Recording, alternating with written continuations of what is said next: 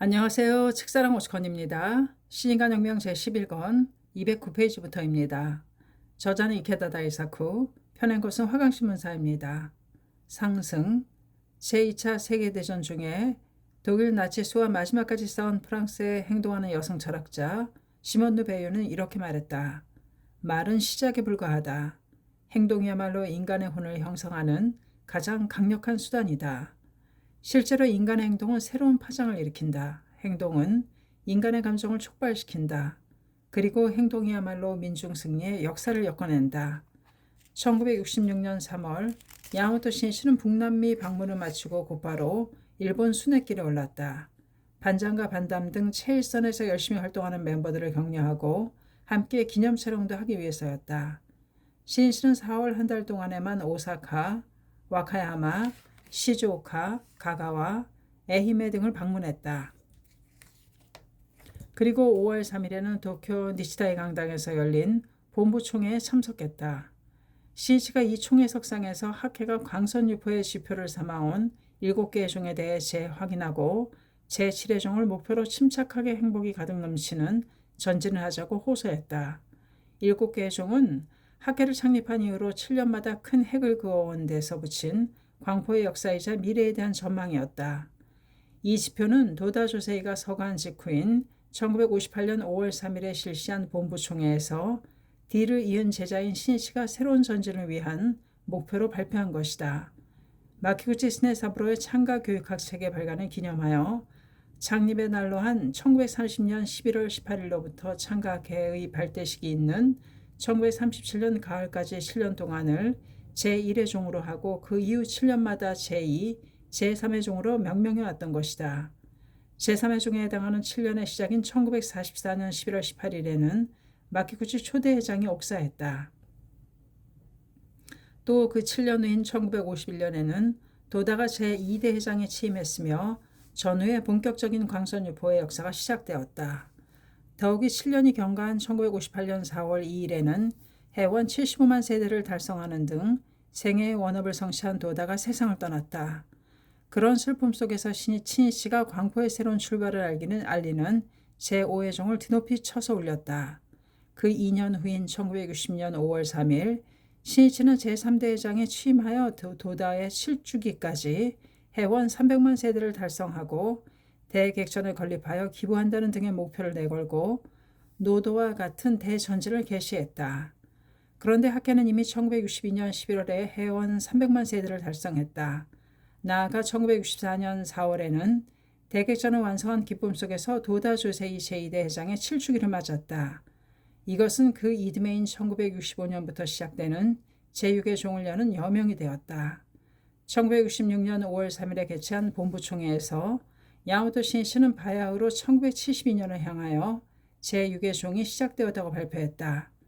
그리고 이 기간 동안의 목표로 이미 발표한 바와 같이 창가문화회관 건립과 사실상 본문의 계단이 될 전분단 건립을 목표로 정했다. 더욱이 7번째 종이 울리는 1979년을 목표로 광선유포에 괄목할 만한 비약을 이루어야 한다고 호소했다. 신시는 이어서 제7의 종을 종료한 다음 목표로 도다 회장의 33주기가 되는 1990년을 광선유포의 총마무리를 하는 해로 만들고 싶다며 이렇게 호소했다. 만약 이 구상대로 광선유포가 진척하지 않을 경우 그것은 불의에 의한 것입니다. 그때에는 광선유포 성씨를 현재의 남자부, 여자부, 대학부, 그리고 가장 사랑하는 젊은 제자인 고등부, 중등부, 소녀부 여러분에게 의탁할 수밖에 없습니다. 모쪼록 깊은 사명을 가진 여러분이 도다 선생님의 33주기와 서기 2000년을 목표로 전진하고 더 나아가서 21세기의 새로운 제7의 종을 결연히 올려주기 바랍니다. 이 본부총회에는 고등부 대표들도 참석하고 있었다. 신이치는 그들에게 간절한 마음으로 호소했던 것이다. 신이치는 강연을 마치고 생각했다. 2000년이 되면 지금의 고등부들은 다 대부분 50대가 된다. 또 중등부와 소년부도 40대가 된다. 모든 면에서 가장 힘을 발휘할 수 있는 나이가 되는 것이다. 그 멤버들이 내 정신을 이어받아 진정으로 일어서 준다면 광선유포는 반드시 성취할 수 있다. 만약 그들이 무책임하거나 목숨을 걸고 진지하게 싸우지 못하는 허약하고 형식만 차리는 리더가 된다면 그것은 내게 복운이었기 때문이다. 그러나 나는 도자 선생님을 섬겼던 세계에서 가장 행복한 사람이다. 그런 나에게 복운이 없을 리 없다. 그들 모두 반드시 나의 바람대로 일어서 줄 것이다. 봉수들이여, 미래는 그대들에게 부탁한다. 본부 총회를 마친 신씨는 5월에도 오이타, 구마모토, 후쿠오카, 야마가타, 미야기, 가나가와 등으로 전력을 다해 동분서주하였다. 이어 6월에는 오사카, 나라, 오카야마, 미에, 시즈오카로 달려갔다. 또 7월 하순에서 8월 초순까지는 하계 강습회를 신두시하였으며 그 사이에도 이와테를 방문했다. 또한 8월 하순에는 하와이에서 열린 사원 개원식에 참석하기 위해 호놀룰루를 방문한 후 곧바로 귀국하였다. 9월 2일에는 총 본산을 찾았으며 3일에는 효고, 4일에는 교토, 더욱이 9일에는 홋카이도의 오비로, 10일에는 사포로, 11일에는 하코다테를 방문하여 멤버들을 격려하고 기념 촬영을 하였다. 이런 쉴 수 없는 일정 속에서도 신씨는 늘 미래를 생각하며 계속 준비하였다. 그중 하나가 어서를 영어로 번역하는 일이었다. 일련무제 다시 말해 전 세계에 광선 유포하는 것은 대성인의 유명이시다. 또 니코 상인은 본조의 성서도 광선의 날에는 또한 가나 문자를 역해서 범진에 통할 것이라 어서 1613쪽이라고 말씀하셨다. 다시 말해서 본조의 성어, 즉 대성인의 어서도 광선 유포에 대해는 한자와 가나가 섞인 문장을 외국어로 번역해서 널리 세상에 전해야만 한다는 말씀이시다. 신씨는 세계 강포를 위해 어서를 각국어로 번역하는 일에 즈음하여 영문판 어서의 중요성을 통감하고 있었다. 그것은 영어로 말하는 사람이 많을 뿐만 아니라 영문판 어서를 편찬하면 다른 외국어로 이중 번역할 가능성이 높기 때문이었다. 신씨는 영문판 교학 잡지인 세이큐타임즈의 편집 담당자와 상담했다. 그리고 해외 멤버들을 위한 하계 강습회용 연찬 어서로 정해진 교호 전답서 어서 1124쪽을 영문으로 게재하기로 하였다. 영어로 번역한 어서를 세이큐타임즈에 게재한 것은 1966년 7월 1일자였다. 그 후로도 번역 작업은 어서 강의 등에서 자주 연찬하는 어초를 중심으로 진행되었다. 담당자들은 고뇌의 고뇌를 거듭했다. 대성인의 가르침을 정확하게 번역하기 위해서는 무엇보다도 어서 원문을 올바르게 해석하는 것이 중요했다. 그리고 고문이고 불법의 정수를 설하여 밝힌 어서를 틀리지 않고 이해하여 해석하는 것은 결코 쉬운 일이 아니었다. 교학부 관계자에게 물어보거나 야마모토 회장의 강의와 불교 사전 등을 찾아가면서 우선 해석하는 데에만 며칠 밤을 지새워야만 했다. 불법 용어 등 영어에는 없는 개념적인 언어나 문화의 차이를 어떻게 설명해야 할지 어려운 문제였다. 담당자들은 묵묵히 사정과 씨름하고 때론 서로 의견을 교환하며 격론을 벌이는 때도 있었다. 예를 들면 유명한 제법실상초에 새와 벌레는 울어도 눈물을 흘리지 않는데 니실에는 울지 않지만 눈물이 마르지 않느니라. 어서 1361쪽 그럴이 있다. 일본에서는 벌레 소리도 울다라는 감각으로 받아들이지만 유럽과 미국에서는 그렇게 받아들이는 사람이 적다. 그것은 문화적인 풍토의 차이에 따른 것이라고 할 수 있다. 어서를 번역하고 그 뜻을 올바르게 전하기 위해서는 그런 문화적인 배경과 같은 복잡한 요소를 하나하나 고려하며 작업을 진행해야 했다. 번역은 화려한 조명을 받지 못하는 수수하고 눈에 띄지 않는 힘든 작업이다. 그러나 그것이 세계의 광선 유포를 추진하는 데 얼마나 큰 공헌을 해왔던가. 위협은 칭찬도 갈채도 없는 속에서 묵묵히 조용하게 만들어지는 것이라고 말할 수 있다. 번역 작업은 착실하게 진행되어 13년 후인 1979년에는 관심의 본전초, 사도어서 등 36편을 영어로 번역하여 영문어서 해설 제1권을 간행하게 되었다. 이후 2년마다 한 권씩 간행한 제7권까지를 영역어서로서 한 권으로 정리하여 번역을 다시 검토하여 1999년에 발간하기에 이르렀다. 수록한 어서는 창가 개판, 니치렌 대성인 어서 전집에 수록된 400수십 편 중에 172편이었지만 실질적인 분량은 어서 전집의 절반에 해당했다. 또한 1966년 7월 3일에는 니치렌 대성인 어서 10대부 강의 가운데 일권인 야마모토 신이치가 강연한 입정왕국론 강의를 발간했다. 신이치는 한국 평화를 건설하는 원리를 전하기 위해 목숨을 아끼지 않겠다는 심정으로 이 강의를 시필해왔다. 더욱이 8월 30일에는 신이치가 참석한 제1회 어서 강의록 편찬위원회가 열렸고 어서 전편의 강의록 출판을 위해 움직이기 시작했다. 대성인의 가르침이 아무리 훌륭하다 해도 현대인이 어서를 이해할 수 없다면 그 가치를 창조할 수 없다. 그렇기 때문에 위대한 불법 천리를 사람들에게 알리기 위해서 신이치는 필사적이었다. 어서 강의록 편집위원회에서는 곧바로 어서 연구 및 강의록 집필을 개시했다. 그리고 1968년 8월에는 니치렌 대성인 어서 강의록의 첫 출판으로 여설수행쇼, 현불미래기, 당체의 초를 담은 강의록을 발간했다.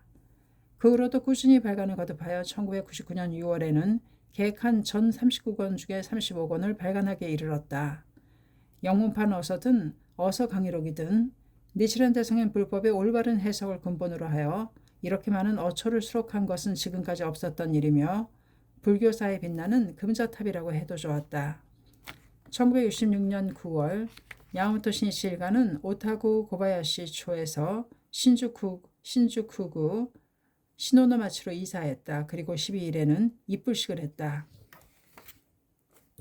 이사한 집은 시노노마치역에서 5분 정도 거리에 있었으며 학회 본부와 세이쿄 신문사도 가까웠다. 그러나 지은 지 수십 년이 된 집이라 집 앞 언덕길로 차가 지나가면 집이 흔들릴 정도였다.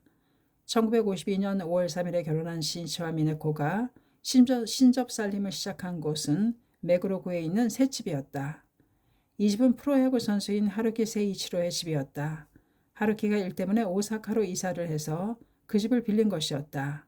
그런 어느 날 신이치의 생활을 걱정한 도다조세이가 조언해 주었다. 자네는 광선유포를 위해 온 일본을 뛰어다녀야 하네. 장래에는 전 세계로 뛰어다녀야 할 걸세. 자네가 집을 비울 경우를 생각해서 미네코의 친정인 하루키 집 근처로 거처를 마련하는 편이 좋을 것 같네. 신이치는 그 좋은 대로 그해 가을에 오타쿠 산노에 있는 아파트로 이사했다. 그러나 장남 마사히로와 차남의 히사히로가 태어나자 그 아파트를 비워주어야만 했다. 처음 이사할 때 아이가 2명 태어나면 나가는 조건으로 계약했던 것이다. 그래서 신이치는 아예 대부금을 빌려 하루키 집과 더 가까운 고바야시초에 집을 구입하였다. 집 가격은 당시 금액으로 100만 엔이었다. 1955년 6월 19일 신이치는 자신의 명의로 된 집으로 이사했다. 그러나 그 집은 낡고 허름했다. 여름에는 모기가 들끓었고 겨울에는 집안을 파고드는 한풍에 시달려야 했다. 대문도 담장도 없는 다다미 4장 반 크기의 불단방과 6장 크기의 방 2칸짜리 집으로 많은 동지들이 지도를 받으러 왔다. 그 많은 동지들을 지도하기엔 집이 너무 좁았으므로 신이치는 자신의 방과 아이들 방으로 2칸을 더 증축했다. 그리고 안전을 고려하여 간단한 콘크리트 담장과 대문을 만들었다. 신이치는 고바야시초 자택에서 자전거를 타고 가만타요까지 가서 그곳에서 국철을 이용하여 통근했다. 귀가가 늦어질 때는 자전거 보관소가 문을 닫아버리기 때문에 미리 아내 미네코에게 연락해서 자전거를 찾아서 기다리게 하였다. 별을 바라보면서 자전거를 끌고 집으로 돌아오는 밤길은 부부에겐 희망에 찬 대화를 나누는 시간이었다. 그 집에 살면서 셋째 아들 히로타카도 태어났다. 아이들이 커가자 이불은 헤어지고 방의 벽도 지저분해져 집안은 마치 전쟁터 같았다. 아이들은 아침 일찍 일어나서 피로에 지쳐 잠들어 있는 신이치 주위를 뛰어다녔다. 휴일이 되어도 제대로 실수조차 없었던 것이다. 그러나 고바야시초의 집에는 신이치의 한군 같은 추억들이 서려 있었다. 1960년 5월 3일 신이치가 3대 회장으로 취임하기 위해 본부총회에 참석하려고 출발한 곳이 바로 이 집이었다. 장모님이 불러준 택시로 장인인 하루키 요지 그리고 아내 미네코와 함께 료코쿠의 니시다이 강당으로 갔던 것이다. 그날 저녁 식탁에 축하한다는 의미의 팥밥은 없었다. 저녁 식탁에서 미네코는 이렇게 말했다. 오늘은 야마모토 집안의 장례식 날입니다. 의미가 담긴 아내의 말은 신이치의 가슴에 깊이 새겨졌다. 미네코의 이 말에는 학회와 강선유포를 위해 남편을 바치겠다는 각오가 담겨 있었던 것이다. 신씨는 미네코에게 아이들을 부탁했다. 아이들이 평생 학회와 함께 살고 학회와 운명을 함께 하도록 키워주시오. 잘 알고 있어요. 그것이 가장 올바른 인생이니까요. 그날은 부부가 함께 광선유포라는 넓은 바다로 항해를 떠나는 날이었다. 그날 이후 고바야시 초의 집은 광포의 본진이 되었다. 그해 10월 2일 신씨는 세계 평화의 길을 열기 위해 첫 해외 순방길에 오르는데 그의 여행도 바로 이 집에서 출발했다. 신씨가 택시를 타고 하네다 공항으로 출발할 때 많은 동지들이 나와서 세계 광포의 여명이다고 기뻐하며 손을 흔들어 배웅해 주었다. 회장으로 취임한 후에는 집을 찾는 방문자가 더욱 늘어났다. 지도를 받으러 오는 사람과 보고를 하기 위해 찾아오는 간부 등 수많은 손님들이 드나들었다. 또 사회각계의 지도자 등 저명인사들도 신씨의 집을 방문했다. 개중엔 주소만 가지고 집을 찾아왔다가 집이 너무 허름해서 찾지 못하고 한참 동안 집 주위를 헤매는 사람도 적지 않았다. 그 얼마 뒤 도로 확장을 위한 구획 정리로 고바야시 초의 집이 헐리게 되자 야마토 신씨는 정든 집을 떠나게 되었다. 이사하게 되면 꼭 시나노마치로 옮겨달라는 학회 본부의 요청에 따라 그 근처로 거처를 정했다. 시나노마치에서 살면 신씨 자신은 물론이고 가족들의 사생활도 지금보다는 훨씬 자유롭지 못하리라는 것을 잘 알고 있었다. 그러나 당시 그에게 가장 우선해야 하는 것이 광선유포라는 사실을 미네코와 아이들도 잘 알고 있었기에 기꺼이 신씨의 결정에 따라 주었다. 그리하여 9월 12일에 입불식을 하게 된 것이다. 신씨는 창가학회 본부가 있고 생활의 무대가 될 시나노마치를 기필코 크게 번성시킬 것을 굳게 맹세하고 정성을 다해 기원했다. 자신이 살고 있는 지역을 사랑하고 지역에 공헌하며 번영하게 하여 상적강토로 만들어가는 것은 불법자의 책임이자 사명이다. 9월 18일 오전 9시가 지났을 무렵 신씨는 오사카로 가는 도카이도 신칸센 열차 안에 있었다.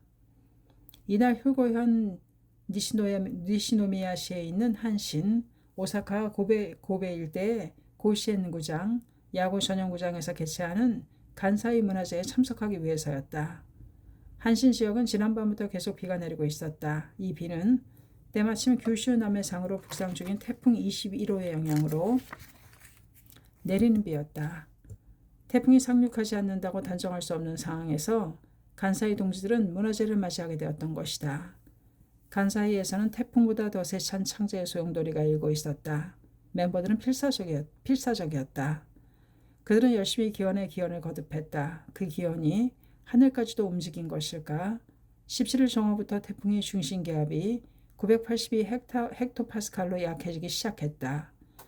멤버들의 창제에 더욱더 힘이 실렸다. 그러자 문화제 당일인 18일 오전 6시엔 규슈 상륙을 목전에 두고 있던 태풍의 기압이 다네가시마, 남서해상에서 온대 저기압으로 바뀌었다. 이것으로 최악의 사태는 면하게 되었다. 하지만 태풍의 세력을 약하게 한 저기압의 영향으로 가을 비전선이 더욱 크게 형성되어 한신 지역은 세찬 비바람이 휘몰아쳤다. 신씨는 오사카로 가는 열차 안에서 창을 두드리는 비를 바라보며 간사이 문화제가 무사히 개최되기를 간절히 기원하며 마음속으로 계속 창제했다. 간사이에서 문화제를 개최하는 것은 이번이 세 번째였다. 하지만 간사이 동지들은 이번 문화제에 한층 더 깊은 의의를 느끼고 있었다. 그 이유는 명칭은 간사이 문화제이지만 이전처럼 한방면의 행사가 아니라 이즈미다 히로시 이사장을 실행위원장으로 한 학회 전체의 최대 행사이기 때문이었다. 또 간사이 동지들에겐 이 문화제를 통해 야마모토 신씨가 상승 간사이의 역사를 연 1956년의 대투쟁 10주년을 축하하려는 강한 뜻을 간직하고 있었다.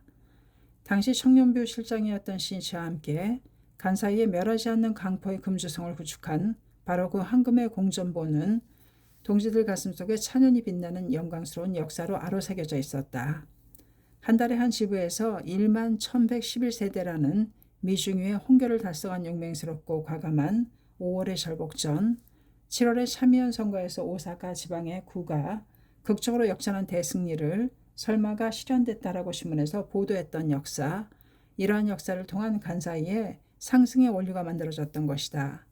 그러나 이듬해인 1957년 4월에 실시한 오사카 참의원 보궐선거에서는 선거 전 종반에 분별 없던 도쿄 멤버가 일으킨 선거법 위반 사건으로 인해 학회가 추천한 후보가 신뢰를 잃어 아쉽게 패배했다. 창각이라는 민중 세력의 대두에 두려움을 느끼던 권력층이 이 선거법 위반을 구실로 당시 선거의 최고 책임자였던 신 씨에게 억울한 누명을 씌우려 했다. 그리고 7월 3일 그를 부당하게 체포했던 것이다. 검찰은 신 씨에게 과혹한 문초를 하며 죄를 인정하지 않으면 학회 본부를 급습하여 도다 조세이를 체포하겠다고 협박했다. 이것은 1957년 7월의 일로 도다가 서거하기 9개월 전이었다. 당시 도다의 건강은 극도로 쇠약해져 있었다. 따라서 도다가 체포되는 것은 죽을 수도 있다는 것을 의미했다. 신이치는 모든 것을 재판에서 증명하자고 결의하며 어쩔 수 없이 혼자서 죄를 뒤집었었다.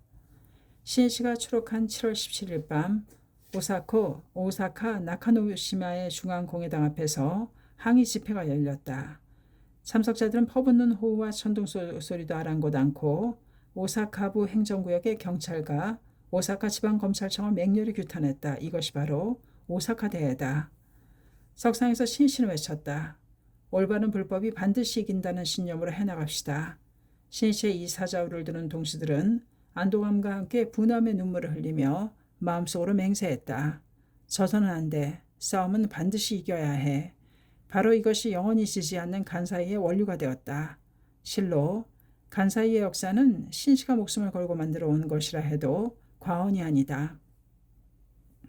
간사이 동지들은 상승의 금자탑을 세운 지 10주년이 되는 해에 개최하는 이 문화제를 신씨와 함께 새롭게 비상하는 큰 무대로 만들겠다고 굳게 결의하고 있었다. 학회 문화제의 연원은 1954년 당시 청년부 실장이었던 야마모토 신이치의 제안으로 개최한 청년부 체육대회로 거슬러 올라간다. 이 체육대회에는 달리기와 장애물 경주 외에 음악대회 연주 행진도 있었다. 이 이후 체육대회는 젊은이들의 재전이라는 이름으로 광포 건설의 기계를 보여주는 청년부 행사로 각 방면에서 개최하게 되었다. 그리고 학회 전통 행사로 자리 잡았다. 회를 거듭할수록 체육 경기뿐만 아니라 음악대와 고적대 연주 행진과 댄스, 일본 무용, 카드 섹션 등에도 힘을 기울이게 되었다. 또한 기술적으로도 크게 발전했고 세련되었다. 1962년 10월 이 체육대회와는 별개로 도쿄 국립강당 제1부 요코하마 문화체육관 제2부에서 청년부 제1회 문화제를 개최하였다. 이 문화제는 합창, 연주, 무용, 연극, 영화, 그리고 회화, 사진, 서예 전시 등을 주요 부분으로 한 문화와 예술의 제전이었다. 이듬해인 1963년 9월에 열린 간사이 체육대회에 참석한 신이치는 다음에는 11월에 고시엔 구장에서 최초의 간사이 문화제를 개최하면 어떻겠느냐고 제안했다. 고시엔 구장에서 문화제를 개최하자는 신이치의 제안에 간사이 간부들은 놀라움을 감추지 못했다. 지금까지 문화제는 학교 강당이나 극장에서 하는 것이라는 고정관념에 갇혀있던 그들에게 야외 야구장에서 개최하자는 신이치의 제안은 실로 파격적이었던 것이다. 간사이 간부들의 놀란 얼굴을 바라보면서 신이치는 말했다. 우리는 문화와 예술을 개인이 하는 것으로만 생각하고 작은 장소만을 고집해왔습니다. 물론 예술과 문화를 만들어내는 것은 한 사람 한 사람의 개인입니다. 그러나 나는 우리 모두가 하나의 위대한 이상을 향해 나아가는 가운데 지금까지 없었던 새로운 최고의 예술을 만들어낼 수 있다고 확신합니다. 권력이 아닌 수많은 민중들이 힘을 합쳐 삶의 환희와 약통을 표현하는 예술을 만들어낸다면 얼마나 훌륭한 일이겠습니까? 체육대회의 매스게임 등도 최근에는 그 수준이 매우 높아져 뛰어난 예술의 경지에 이르게 되었습니다. 그것을 문화제에 도입하려면 넓은 장소가 필요합니다. 새로운 인간 문화를 창조하려면 우리는 항상 융통성 있게 생각해야 합니다.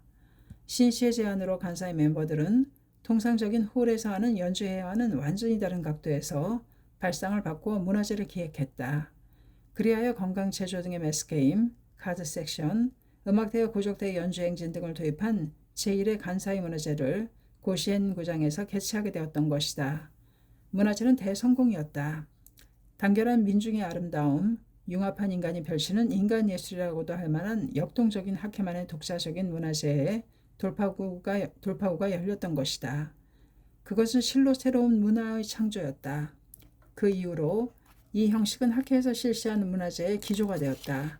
이듬해인 1964년에도 간사이에서는 고시행구장에서 문화제를 개최했으며 1966년에 이 간사이 문화제는 세 번째로 치러지는 야외 문화제였다. 9월 18일 문화제 관계자들은 아침 일찍 눈을 뜨자마자 곧바로 하늘을 바라보았다. 다행히 밤사이에 비가 그쳐서 모두는 한시름 놓을 수 있었다. 이날 새벽 5시경에 오사카 주변에 계속 내리던 비가 그쳤던 것이다. 멤버들은 즐거운 마음으로 서둘러 고시행구장으로 향했다. 그런데 다시 비가 내리기 시작했다. 출연자들이 이 고시행구장에 집합한 오전 8시경에는 내리다가 그치기를 반복하고 있었다. 그래도 임원들과 출연자들은 모두 비가 그칠 것이라고 확신하고 있었다. 그들의 바람대로 오전 9시에 비는 일단 그쳤다. 그런데 카드 섹션을 연기하기 위한 멤버 22,000명이 스탠드에 자리를 잡았을 때였다.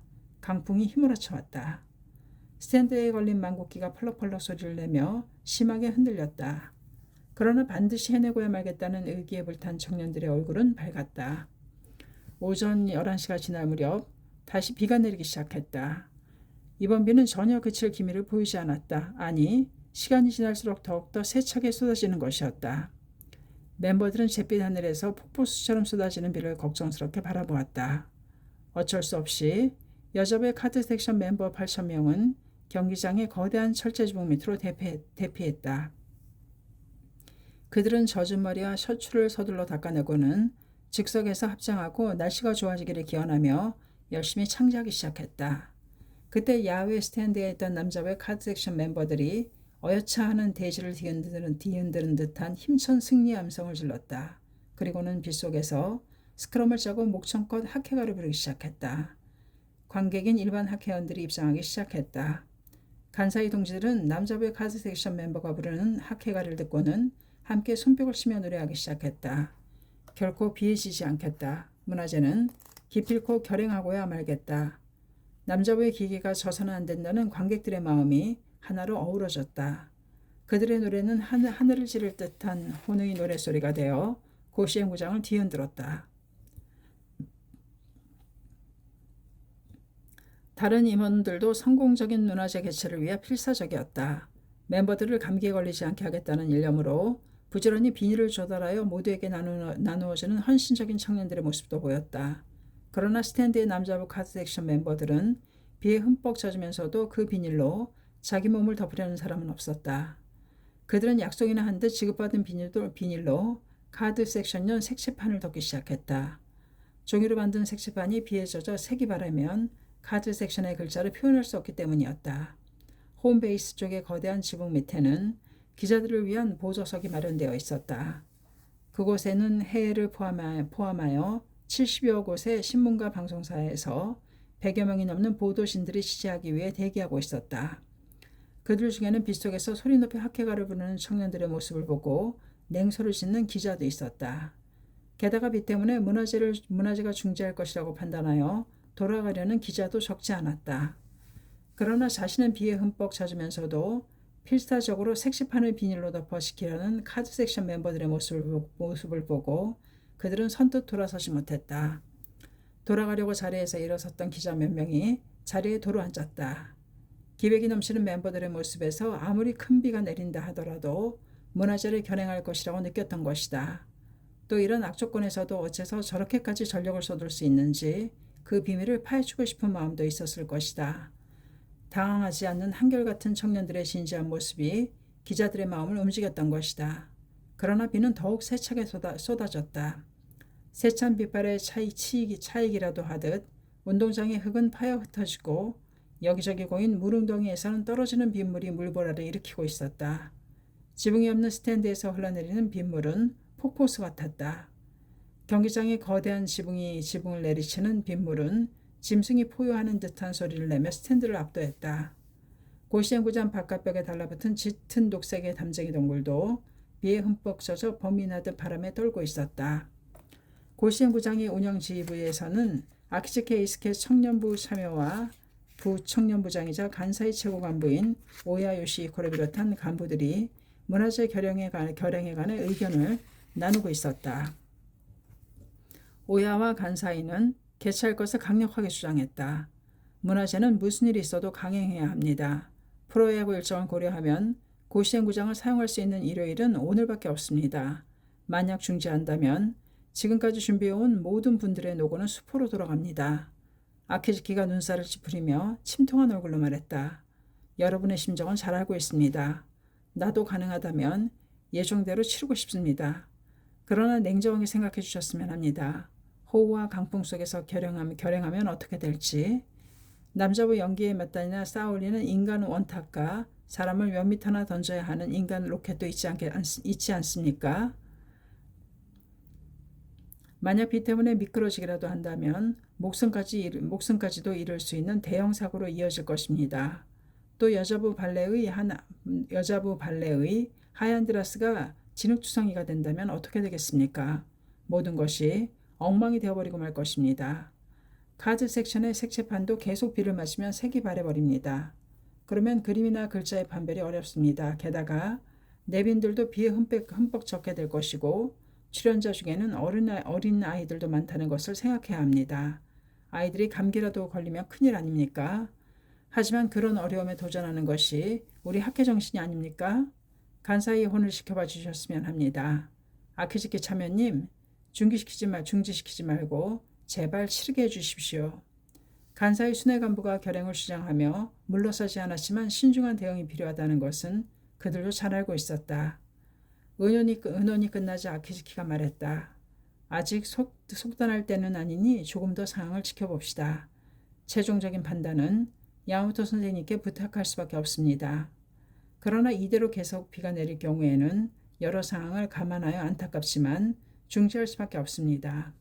만약 중지된다면 참가자들의 기가에 따른 수송사항 등도 대폭 변경해야 합니다. 그 밖의 부분에서도 여러 가지로 긴급하게 대응해야 할 일이 발생할 것입니다. 따라서 각 부분의 책임자들에게 중지될 경우도 고려하여 만반의 대책을 세우도록 철저하게 지시해 주십시오. 중지될 경우의 대책을 세우라는 말에 각 부분의 책임자들은 모두 안색이 바뀌고 말았다. 왜요? 왜 중지될 경우를 생각합니까? 그런 일에 동의할 수 없습니다. 비가 먼데 여기서 포기합니까? 우리는 절대 포기하지 않습니다. 포기하지 않을 겁니다. 개중에 빗속을 뚫고 운동장을 가로질러 최고 간부에게 교섭하러 가는 멤버도 있었다.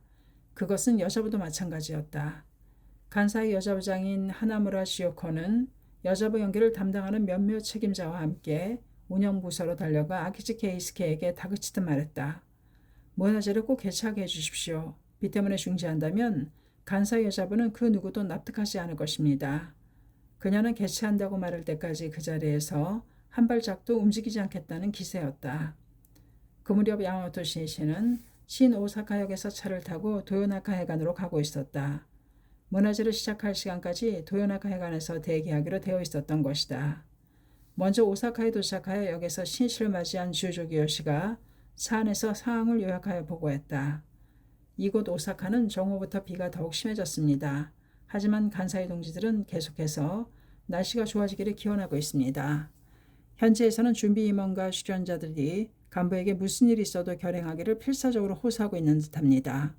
유리창을 두드리는 비를 바라보면서 신씨가 말했다. 나에게 가장 중요한 것은 부처의 자식인 동지들의 건강입니다.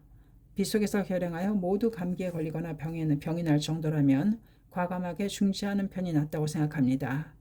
신씨는 잠시 입을 다물고 생각에 잠겼다. 잠시 뒤 뭔가 생각난 듯 신씨가 다시 말했다. 그러나 아직 결정을 내려서는 안 되겠고 중지할지 결행할지는 조금 더 비가 내리는 상황을 지켜본 후에 판단하기로 합시다.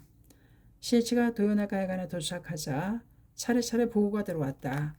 고시행구장에 모인 내빈과 보도진들의 상황, 문화제가 개최되기를 바라며 진지하게 기원하고 있는 출연자들의 모습, 현재 비가 내리는 상태와 앞으로 변화할 일기예보 등 신씨는 모든 보고를 듣고 깊은 생각에 잠겼다. 문화제의 성패에 따른 예리한 분석과 참가자들의 마음 등을 두루 생각한 것이다.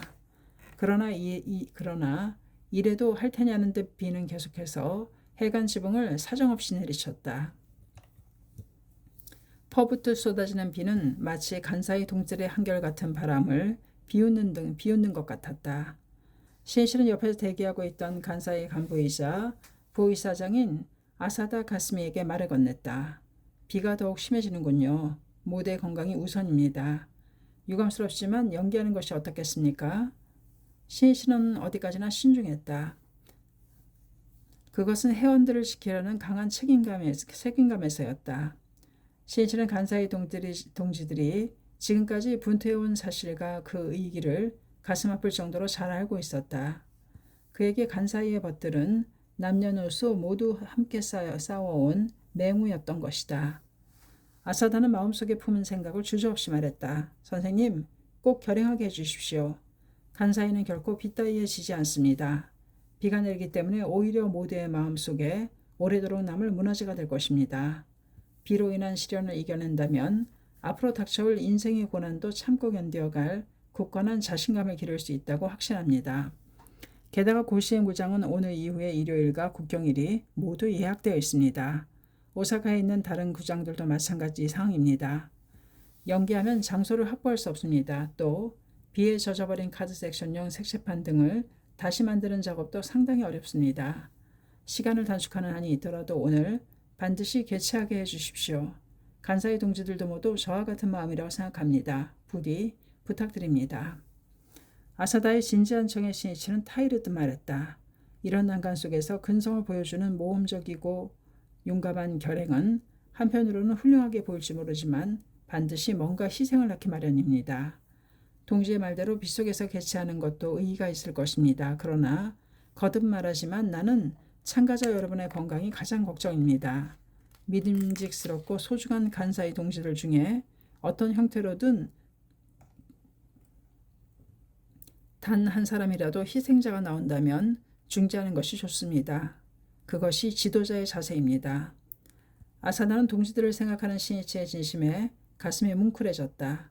그래도 결행해야 한다는 생각은 초도 변함이 없었다. 그런 아사다의 마음을 깨뜨려 보듯 신씨가 말했다. 그래도 어떻게든 개최하고 싶겠지요. 예. 아사다는 망설이지 않고 대답했다. 그렇다면 모인 사람들이 모두 학회가를 부르고 해산하는 10만 명의 대합 상문화제를 하면 어떨까요? 아사다는 신씨의 말대로 이런 보고 속에서는 학회가를 합창하고 끝내는 것이 최선의 방법일지도 모른다고 생각했다. 모든 연기를 양호 회장에서 보여드리고 싶다는 강한 마음은 여전했지만 눈물을 머금은 심정으로 아사다는 대답했다. 예, 잘하겠습니다. 아쉽지만 이렇게 비가 그치질 않으니 그는 채 말을 잊지 못하고 창밖을 바라보았다. 갑자기 눈을 부릅뜨고 창밖을 유심히 살피던 아사다가 소리쳤다. 선생님, 비가 그치기 시작했습니다. 신씨도 벌떡 일어나 하늘을 쳐다보았다. 빗자루에 쓸려가는 낙엽처럼 구름이 빠른 기사로 흘러가고 있었다. 이윽고 약한 빗발을 부리는 구름 사이로 파란 하늘이 언뜻 보이기 시작했다. 모든 출연자, 모든 준비 임원, 또 그들의 가족과 모든 간사이 동지들의 간절한 소망이 하늘에 통했음이 분명했다. 신이치는 환한 미소를 지으며 아사다에게 말했다. 정말 잘 됐군요. 이 정도라면 개최할 수 있을 것 같군요. 아사다는 눈물을 글썽이며 대답했다. 예, 정말 감사합니다. 날씨가 또 무슨 변동을 부릴지 모릅니다. 그러니 시간을 앞당겨 실시하도록 합시다. 그리고 연기를 단축할 것인지 모두 다 할 것인지는 그곳에 가서 판단하도록 합시다. 신씨는 주조기요 씨에게 고시행구장으로 전화를 걸게 하였다. 시간을 앞당겨 문화제를 실시한다는 것과 간사의 혼을 발휘해서 전력을 다해 끝까지 도전하자는 전원을 전하게 한 것이다. 오후 2시 20분 고시행구장의 운영본부에 전화벨이 울렸다. 주주에게서 걸려온 전화였다. 수화기를 든 간부는 기쁨에 겨운 목소리로 확인하듯 외쳤다. 결행한다는 말씀이죠? 시간을 앞당겨서 개최한다고요? 정말 감사합니다. 그 말을 듣고 운영본부에서 대기하고 있던 임원들의 환호성이 울려 퍼졌다. 됐다. 됐어. 눈물을 글썽이며 손을 마주잡고 덩실덩실 춤을 추는 멤버도 있었다. 다니다 슈이시 정려무장은 즉시 문화재 결행 소식을 구장의 방송시설을 이용하여 알렸다. 곧바로 와하는 환성이 고시행구장을 뒤흔들었다. 출연자 준비 임원들은 물론 스탠드의 참가자들도 서로 부둥켜 안고 어깨를 두드려주며 결행을 기뻐했다. 아직 비는 완전히 그치지 않았지만 동지들의 얼굴은 희망과 기대감으로 밝게 빛났다. 문화제 시작은 1시간 앞당겨져 오후 3시 반으로 결정되었다. 그러나 다음 순서가 걱정이었다. 22,000명이나 되는 카드 섹션 멤버들이 지정된 자리에 앉아 점검 등의 준비를 끝내기까지는 좋게 1시간 이상은 소요되기 때문이었다. 그런데 개막까지 채 1시간도 남아있지 않았다. 좌석 배치가 하나라도 틀리면 카드 섹션은 제대로 되지 않는다. 이런 사실을 잘 알고 있는 멤버들은 서둘러 자기 자리를 찾아 움직였지만 카드 섹션 준비가 완료되기까지 시간이 얼마나 소요될지는 아무도 장담할 수 없었다. 2시 40분 드디어 야마모토 신시가 고시행구장에 도착했다. 그때 빗줄기는 약해지고 엷은 구름 위로 언뜻 햇살이 보였다. 차에서 내린 신시는 행사 진행을 맡고 있는 청년들을 격려했다. 수고하십니다. 감기에 걸리지 않도록 여러모로 국리해 주십시오. 대기실을 향해 돌아서자 멤버들이 약속이나 한 듯 이구동성으로 외쳤다. 문화재 개최를 결정해 주셔서 감사합니다. 비가 내린다고 해서 절대 지지 않겠습니다. 모두 연기를 꼭 다하게 해주십시오.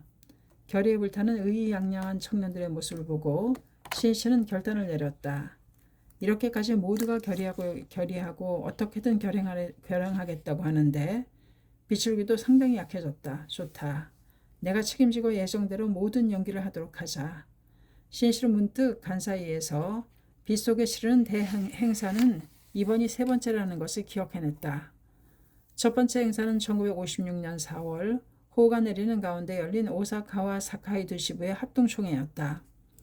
동지들은 비를 맞으며 새롭게 결의했고 그 총회는 11,111세대의 홍교를 비롯하여 멸하지 않는 상승의 금자탑을 세우는 기폭제가 되었다. 두 번째 행사는 신씨가 부당하게 체포된 후 추록한 1957년 7월 17일 나카노시마 공회당에서 열린 오사카 대회였다. 시련이라는 비바람 속에서 결연히 승리의 깃발을 세워온 것이 틀림없는 간사이의 광포 역사였다. 비는 꽃의 부모라는 말처럼 꽃을 재배하는 깊은 자비의 어머니 같은 비도 때론 엄한 아버지처럼 새싹을 때리기도 한다. 그러나 그것에 꺾이지 않고 성장하면서 청년들은 커다란 사명의 꽃을 피울 수 있는 것이다. 고시행구장 내에 설치된 대기실로 들어간 신이치는 동행한 간부에게 말했다.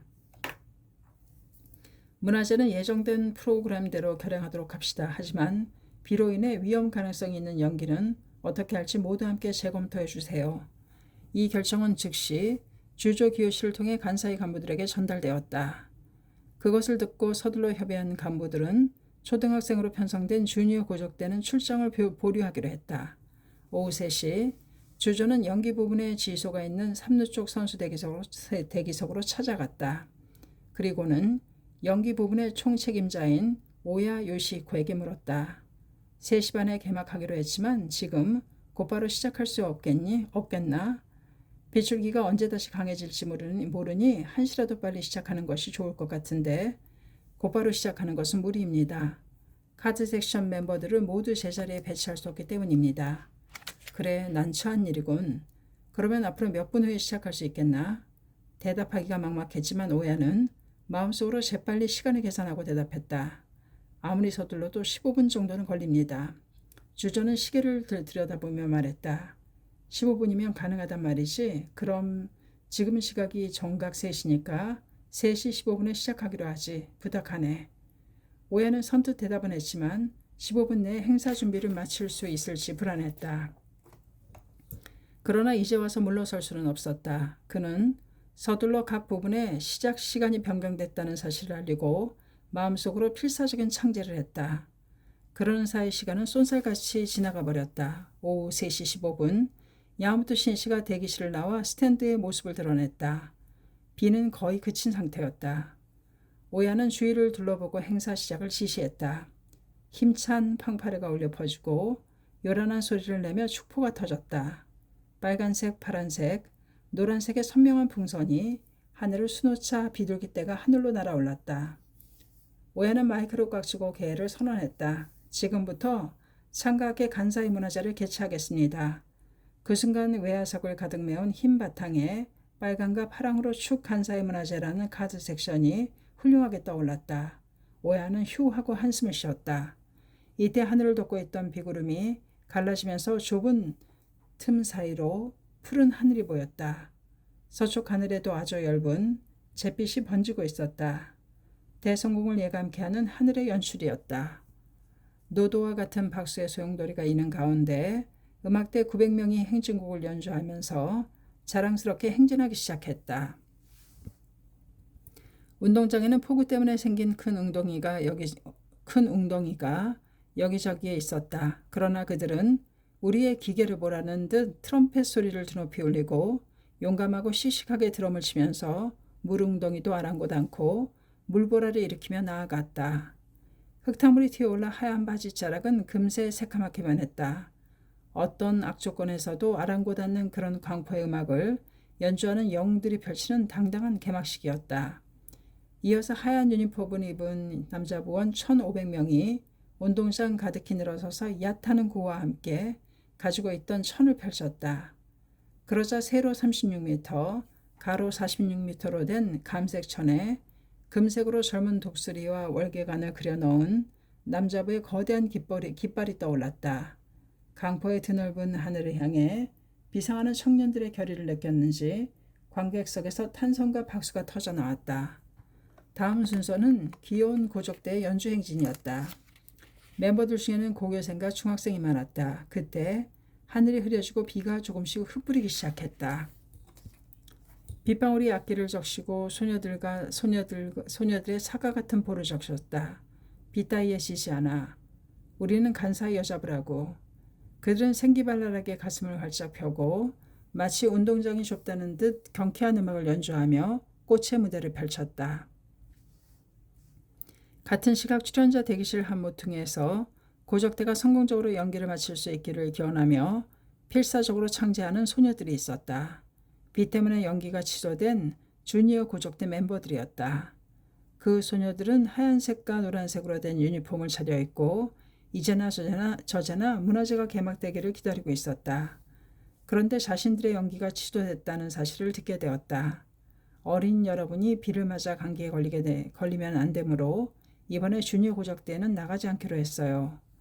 간사이 고적대 부장의 말에 소녀들은 흐느끼기 시작했다.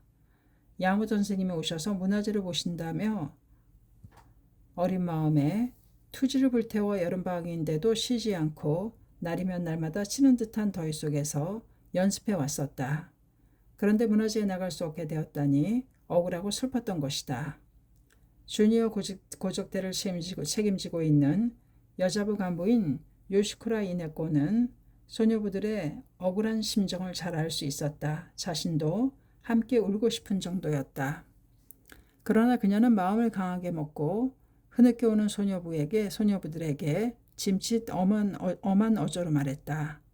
학회 어린이는 무슨 일이 있어도 절대로 우는 게 아니에요. 여러분은 야마토 선생님의 제자이고 사자의 자식이지요. 선생님은 분명 울보를 가장 싫어하실 거예요. 그제야 주니어 고적대 소녀들이 눈물로 얼룩진 얼굴을 들었다. 그러자 그녀는 타이르듯 차근차근 말했다. 오늘 여러분이 출장하지 못하는 것은 앞으로 여러분이 학회를 짊어지고 나갈 보배이기 때문입니다. 절대로 감기에 걸리게 할 수는 없기 때문입니다. 여러분은 아직 어리니까 출장할 기회는 앞으로도 얼마든지 있습니다. 지금까지 한 연습은 앞으로 반드시 다른 행사에서 발휘할 수 있을 겁니다. 여러분을 가장 걱정하고 있는 분은 야마모토 선생님입니다. 여러분이 억울해하는 심정도 잘 알고 계실 겁니다. 억울해서 견딜 수 없는 심정은 잘 알겠지만 선생님께 저희들은 괜찮습니다고 말하며 안심하실 수 있도록 하는 것이 바로 진정한 고적대가 아니겠어요? 그래도 흐느끼는 소리가 여기저기에서 들렸다.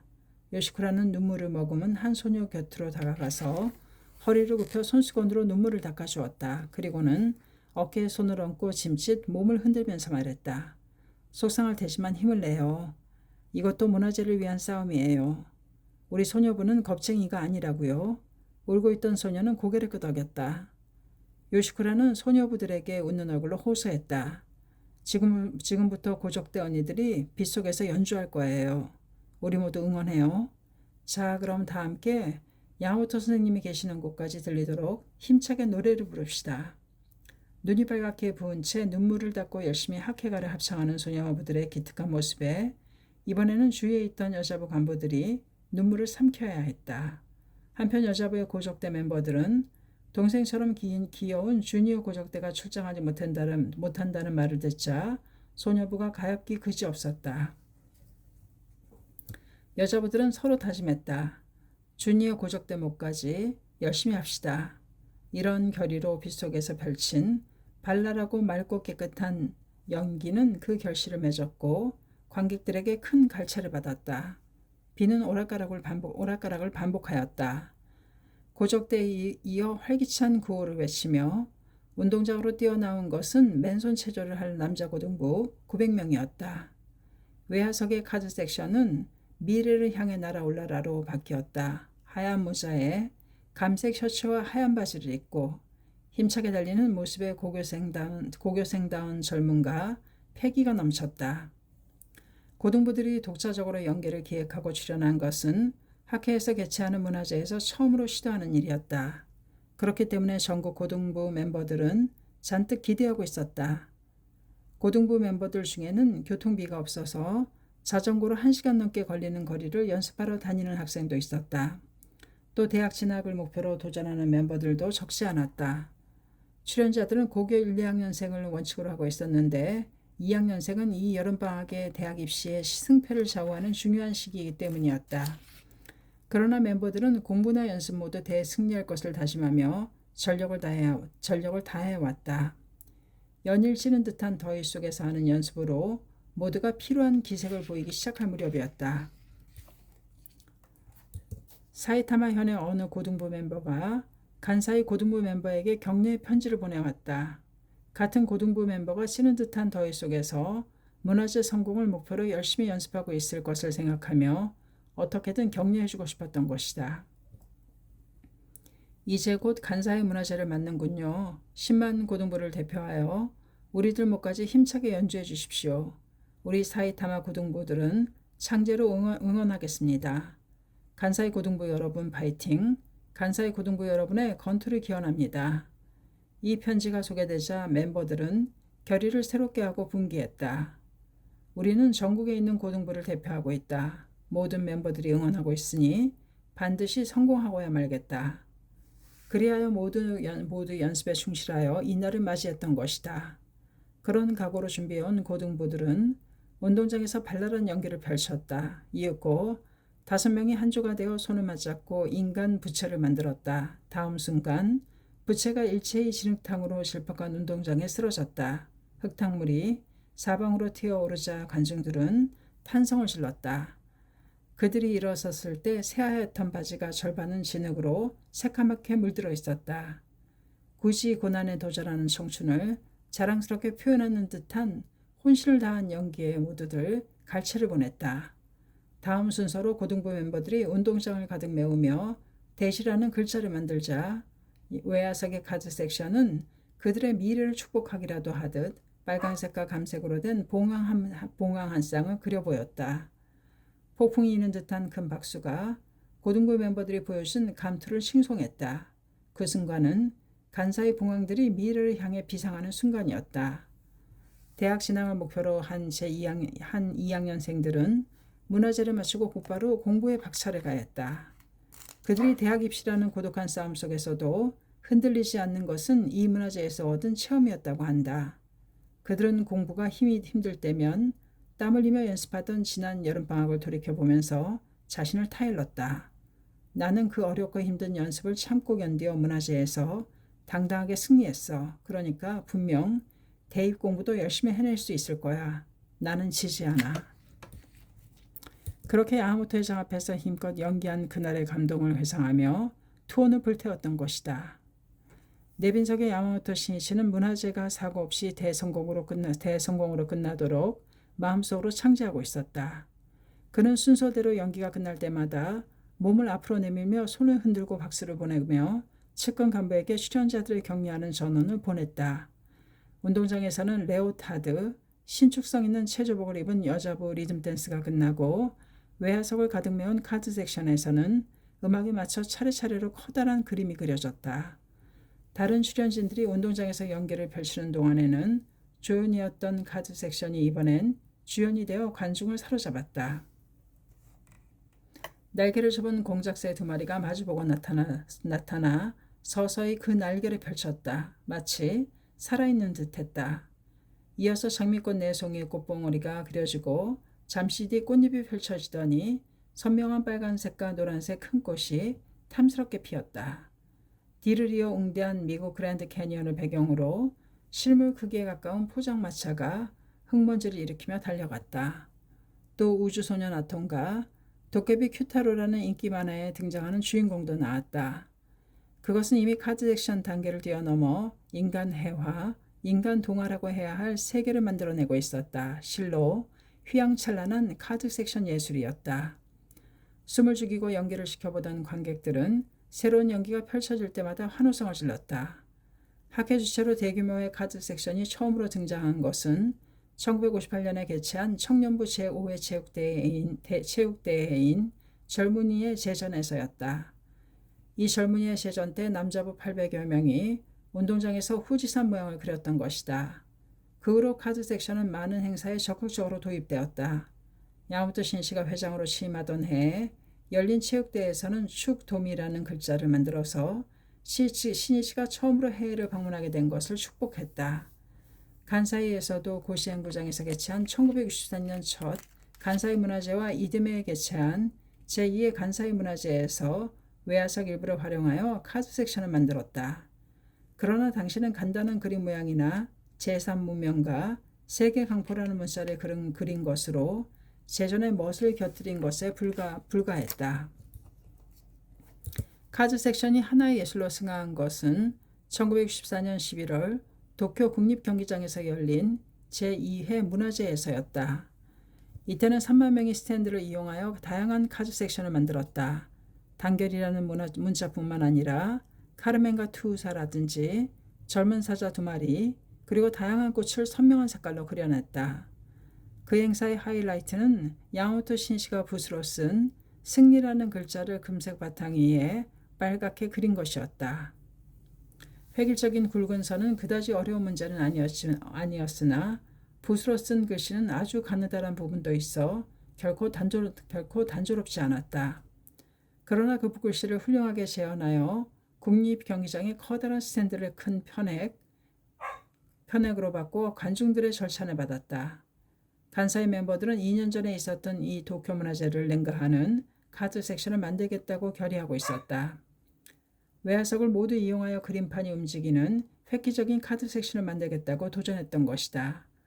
그런데 고시행구장의 카드 섹션을 연습해 보니 도안과는 달리 글자와 그림이 크게 삐뚤어져 있었다. 담당자는 안색이 굳어졌다. 왜 그럴까? 그것은 고시행구장의 구조 때문이었다. 고시행구장의 외야석은 활 모양으로 크게 휘어져 있어서 평면으로 계산한 도안을 그대로 좌석에 옮겨 놓으니 비틀어져 보였던 것이다.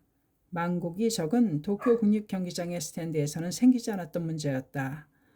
담당자는 외야석을 측량하는 것부터 시작하여 망국을 고려한 새로운 좌석 배치도를 다시 만들어야 했다. 카드 섹션에서 공작새가 날개를 펼치고 장미꽃이 피는 등 그림판이 움직이는 장면을 어떻게 연출할 것인지도 큰 문제였다. 지금까지 해온 카드 섹션은 흔들고 내리는 깃발을 신호로 각자 지정된 색칠판을 꺼내는 방법이었다. 그러나 그 방법으로는 그림판이 일제히 변화하기 때문에 끊어졌다 이어지는 움직임은 표현할 수 없었다. 담당 임원은 애니메이션 영화를 보면서 연구에 몰두했다. 그러나 카드 섹션이 초단위로 움직여 연속적인 변화를 가능케 하는 방법은 떠오르지 않았다. 그래도 담당자들은 절대 포기하지 않았다. 창제에 창제를 거듭하면서 고심하고 또 고심했다. 그리하여 마침내 다음과 같은 아이디어가 나오게 되었다. 연속적으로 움직이는 장면에서는 준비 임원이 끝에 빨간 천을 감은 막대기를 들고 외야석 가장 아래에 있는 통로를 달린다. 이 막대기가 자기 앞을 지나가는 순간에 멤버들이 색칠판을 넘긴다는 방법이었다. 실제로 해보니 이 방법은 훌륭하게 들어맞았다. 원활하게 변화하는 카드 섹션이 되어 자연스럽게 움직이는 연기를 펼칠 수 있게 되었다. 이리하여 마침내 장대하고 화려하게 움직이는 카드 섹션, 큰 에마키, 이야기 등을 그림으로 그려서 두루마기로 만든 것, 큰 에마키가 다양하게 엮어진 것이다. 필사적인 일념이야말로 참으로 창조의 어머니라 할 수 있었다. 참으로 창조의 어머니라 할 수 있다.